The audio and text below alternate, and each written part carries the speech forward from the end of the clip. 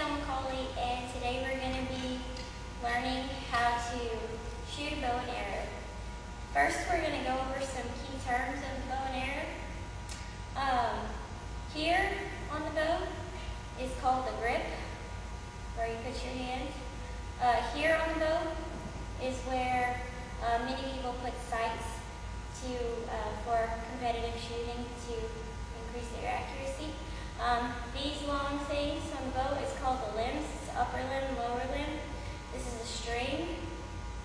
This point here on the bow is called the nocking point. It is where the arrow is knocked. Parts of the arrow, this is the point or tip. Like this is a field tip for practicing just shooting at targets. This is called a shaft. These are the fletchings. And this is the knock. Okay, the next thing we need to talk about before shooting is safety. You want to inspect your equipment before you shoot. You want to inspect the bow for cracks in the limbs, frayed or broken string.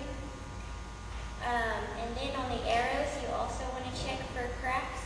And you want to check the fletchings, make sure they're not ripped or torn, and also to make sure the knock is not cracked and it's tightly in place. When it comes to clothing, you want to avoid loose-fitting clothing because that can be an interference in the string when shooting the bow. No jewelry like watches or bracelets or long necklaces. You want to tie long hair back out the way. And also, before shooting or retrieving arrows, always check the target in front of the target and the sides of the targets to make sure there's no one there or nothing there that's in your way of shooting, no interference at all. And always wait for your instructor before retrieving or shooting. There are several accessories you can use when participating in archery. One is the arm guard. This goes on the inside of your bow arm. So if you're a right-handed shooter, it goes the inside of your left arm. If you're a left-handed shooter, it'll go on the inside of your right arm. Also, there is the finger guard, which goes against the pads of your string hand that actually wrap around the string, so it protects the pads of your fingers. Okay, now we're going to work on our shooting stance. When shooting, you need to have your feet about shoulder width apart and your shooting arm facing toward the target, which if you're a right-handed shooter, your left arm is going to be facing toward the target because that's going to be the arm holding your bow. Now, to check your stance, you need to pretend there's a line going straight through your toes, and if that line continues to your target, then your stance is correct. Okay, now we're going to talk about the grip when holding your bow. You want to hold the bow as if you're holding like a glass of water.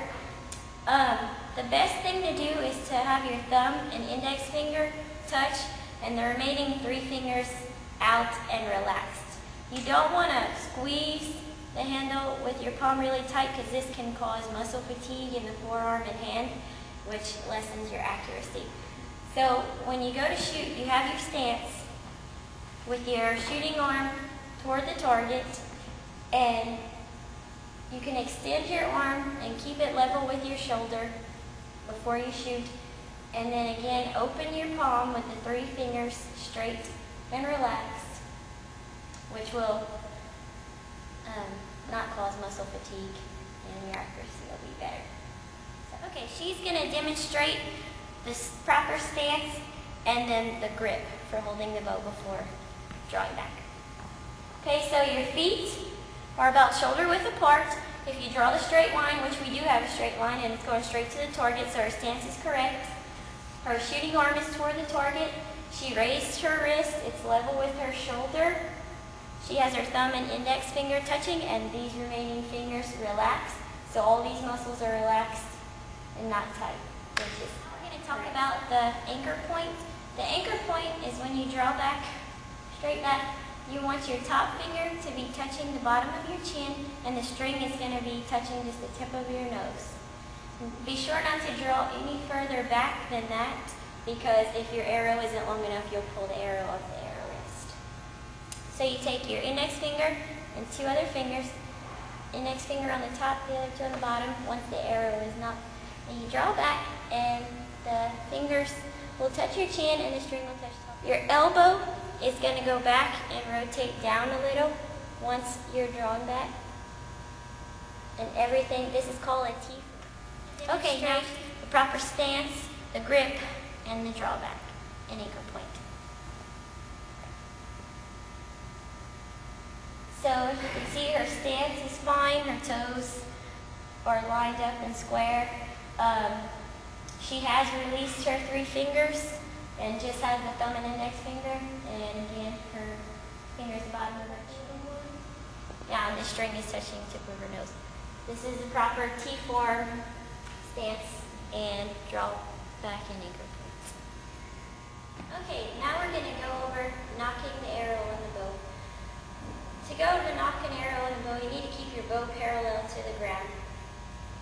And then you just clip the knock above the knock indicator on the string and place the shaft of the arrow on the arrow rest. Once the arrow is knocked, it should form a 90-degree angle with the string. Now again, make a hook with the 3 fingers of your shooting hand, and the index finger goes above the knock with the other 2 fingers right below the knock. And then you can go ahead and draw back as we did before with your anchor points and your stance being correct, thinking about that the whole time. Be sure when you draw back not to draw back anywhere beyond your anchor point, because you could actually pull the arrow off the arrow rest. So as soon as you're sure that you have a clear shot and there is nothing beyond the target or on the sides of the target, you can go ahead and practice shooting.